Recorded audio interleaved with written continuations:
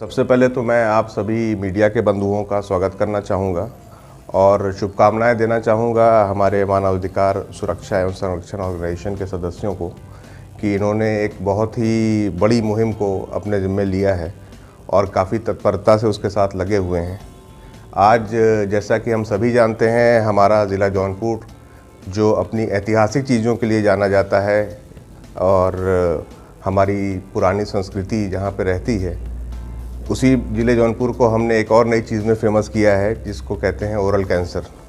और इसका एक सबसे बड़ा कारण ये है कि हमारे यहाँ जो दोहरा और गुटखा का उपयोग है वो अनियंत्रित रूप से बढ़ता चला जा रहा है।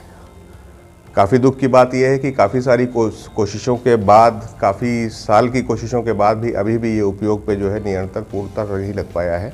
इसके कारण बहुत से नौजवान, बहुत से बुज़ुर्ग परेशान हैं। दोहरा गुटखा का उपयोग करना केवल अपने स्वास्थ्य के लिए ही नहीं बल्कि उन लोगों के पारिवारिक स्वास्थ्य को भी खराब करता है। बच्चों के अंदर ये आदत उत्पन्न होती है जब वो देखते हैं कि हमारे घर में हमारे बड़े पिताजी या कोई भी इस तरह का उपयोग कर रहे हैं। साथ ही में क्योंकि जैसे जैसे उस पर बैन लगा है तो उसकी कीमतों में भी बहुत तेज़ी से जो है बढ़ावा आया है और ये एक फाइनेंशियल बर्डन है जो खाने वाले इस चीज़ को नहीं समझ पाते। जो इनकी आय कम है वो भी बहुत ज़्यादा पैसा खर्च करके इस चीज़ को उपयोग करते हैं।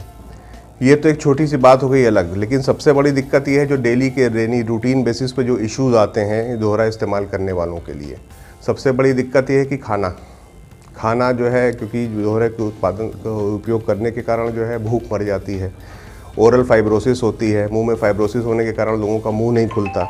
हम लोग 3 फिंगर टेस्ट की बात करते हैं कि अपनी 3 उंगलियां डाल करके मुंह के अंदर देखिए कि मुंह खुल रहा है कि नहीं खुल रहा है। मुंह नहीं खुलता, मुंह में अल्सर हो गया है, घाव हो गया है, खाना नहीं खा पा रहे हैं। जब खाना नहीं खाएंगे तो स्वास्थ्य गिरता जाता है। साथ में अन्य बीमारियां भी, उससे ब्लड प्रेशर होता है, उससे गुर्दे की बीमारियां हो रही हैं, आदि बीमारियां भी उसके साथ साथ आ रही हैं। और उसके साथ साथ जब एक नशे की आदत पड़ जाती है तो उसके साथ साथ और नशों की तरफ भी लोग एक्सपोज होते हैं। और सबसे बड़ी दिक्कत ये है कि जो हमारे पुराने लोग जो इस तरह का नशा कर रहे हैं वो दूसरों को बहुत तेज़ी से ऑफ़र करते हैं कि एक बार ट्राई करके देखिए। तो इस चीज़ को भी नियंत्रण करना बहुत ज़रूरी है और मैं सभी से उपेक्षा करूँगा, आग्रह करूँगा कि कृपया करके इस चीज़ को रोकें।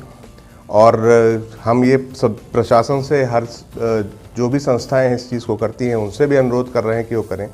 परंतु सबसे बड़ा अनुग्रह ये है कि आप खुद उस चीज़ का उपयोग करने के लिए बंद करें। और बंद करने के लिए सिर्फ और सिर्फ एक ही चीज़ चाहिए, वो है आपकी अपनी दृढ़ इच्छा। बिना इच्छा के ये बंद नहीं किया जा सकता और दृढ़ इच्छा और संकल्प खुद करना पड़ेगा।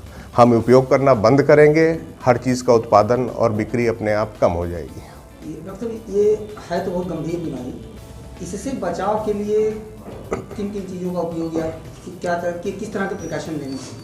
तो बचाव, जहाँ तक बचाव की बात है, सबसे बड़ा बचाव है कि उपयोग न किया जाए। अगर एक फाइनल स्टेज में ओरल कैंसर हो गया किसी को तो उसके बाद तो कोई बचाव की नीति वो है ही नहीं। ओरल कैंसर होने के बाद ये डिपेंड करता है कि किस स्टेज में है, उसका कीमोथेरेपी से इलाज होगा, सर्जरी से इलाज होगा या किस तरह से इलाज होगा। परंतु उसके पहले की जो प्रोसेस, जो दिक्कतें हैं, जैसे कि मैंने बताया ओरल अल्सर हो जाता है, घाव हो गया मुंह में, छाले पड़ जा रहे हैं मुंह में।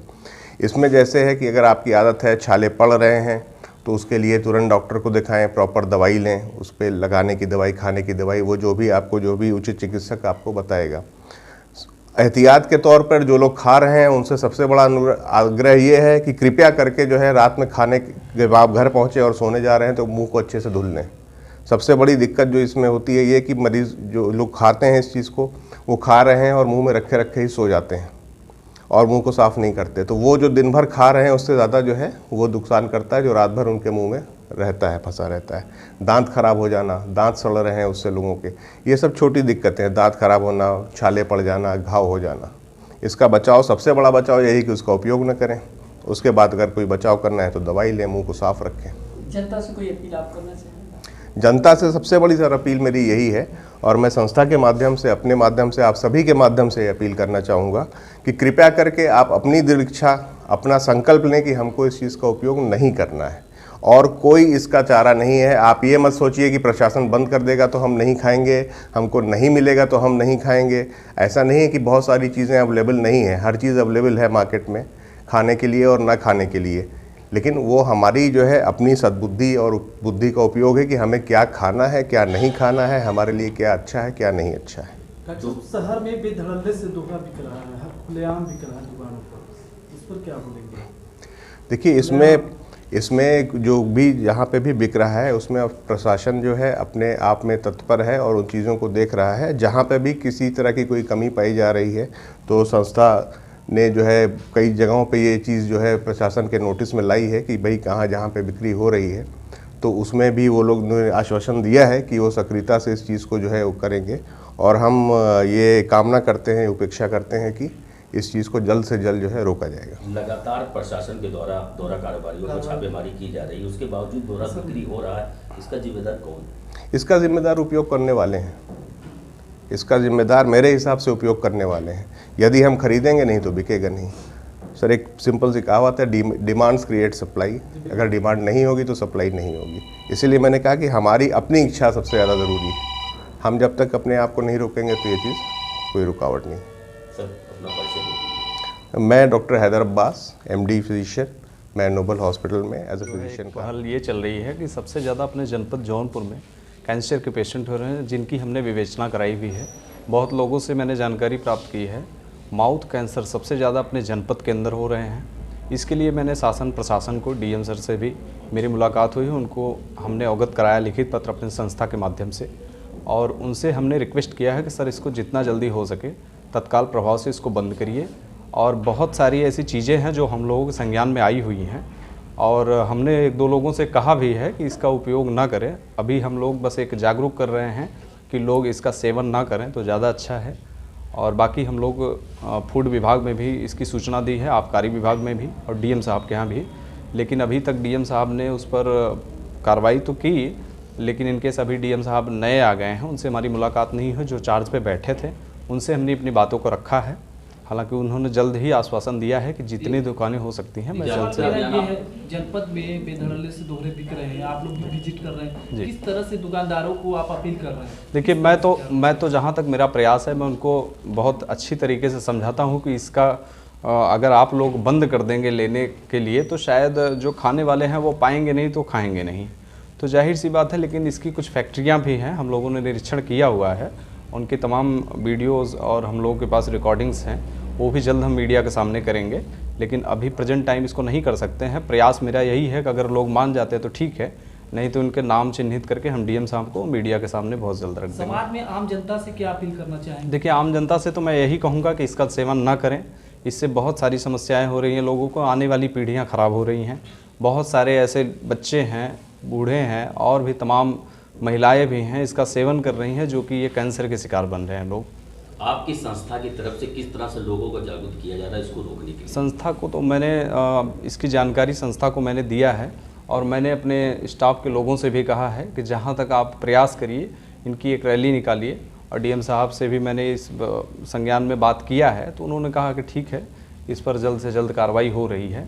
अगर नहीं होती है तो इसकी हम एक विशाल रैली निकालेंगे और संस्था के लोगों को भी शामिल करेंगे और इस पर जल्द से जल्द कार्रवाई करने की मांग करेंगे। अपना परिचय दे दीजिए। जी, मैं रुपेश चौधरी, जिला उपाध्यक्ष मानवाधिकार, लखनऊ में। हमारी संस्था है मानवाधिकार सुरक्षा संरक्षण ऑर्गेनाइजेशन, तो उसी के उपलक्ष्य में हम लोग आज प्रेस वार्ता कर रहे हैं सर, कि हम लोग पूरे जौनपुर में दोहरा को मुक्त करना चाहते हैं, और हमारी संस्था इस पर बहुत विधिवत तरीके से काम कर रही है। हमारे संस्था के लोग, हमारी टीम, सब लोग साथ में हम लोग DM साहब को ज्ञापन दिया। पीछे जो DM साहब थे उनको भी ज्ञापन दिया था। आज भी हम लोग, कल भी हम लोगों ने ज्ञापन दिया कि सर देखिए, दोहरे से जौनपुर में बहुत भयानक रोग उत्पन्न हुआ है, कैंसर, जिससे आए दिन कोई ना कोई एक व्यक्ति अपनी जान गंवाता चला जा रहा है। तो इसके उपलक्ष्य में आज हम लोगों ने दिया, और कल भी दी, आज भी इसमें प्रेस वार्ता हो रही है कि DM साहब जो नए वाले आए हैं उनसे हमारी मुलाकात नहीं हुई, और हम चाहेंगे कि सोमवार से उनकी मुलाकात हो। और इस जो मुहिम हम लोग चला रहे हैं दोहरे को मुक्ति के लिए, और इसमें DM साहब भी हम लोग साथ दें, हमारी संस्था का साथ दें, और ये बंद हो जाएगा। आश्वासन मिला है? आश्वासन पीछे वाले ने कार्रवाई दिए थे, लेकिन फूड्स के लोग और आबकारी वाले, ये लोग कुछ जगह पर कार्रवाई तो किए, लेकिन वो हमको पूरी तरह से संतुष्ट नहीं किए।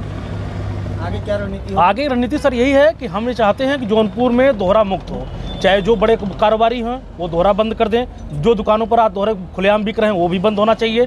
और कहीं ना कहीं हम ये चाह रहे हैं अगर प्रशासन हमारा साथ देगा तो जौनपुर से दोहरा मुक्त हो जाएगा। क्या नाम है? अवनिंद्र यादव, जिला एडिटर, मानवाधिकार, जौनपुर।